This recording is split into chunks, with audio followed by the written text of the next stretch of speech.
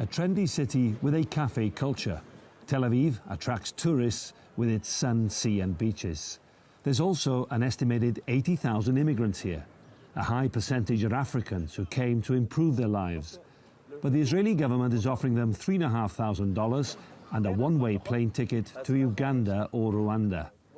Mahmoud Ishaq says he, like many of his friends, will refuse, but run the risk of being jailed. Where because the government in Israel, he put me in prison and I don't have problem. This is no problem for me. So it's better to be in prison in Israel than to be deported? I don't have problem if I live in prison all my life here in Israel. In a state originally formed by refugees, many Israelis say they're dismayed by what they see as a racist policy.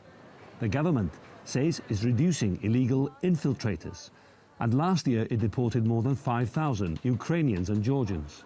I don't believe that Israeli society is inherently a racist one, but the government that we have right now is definitely pushing for a policy that has, yes, racist lines, you could say, because there are a lot of people with rejected asylum claims in Israel. There are a lot of people staying here without any valid visas.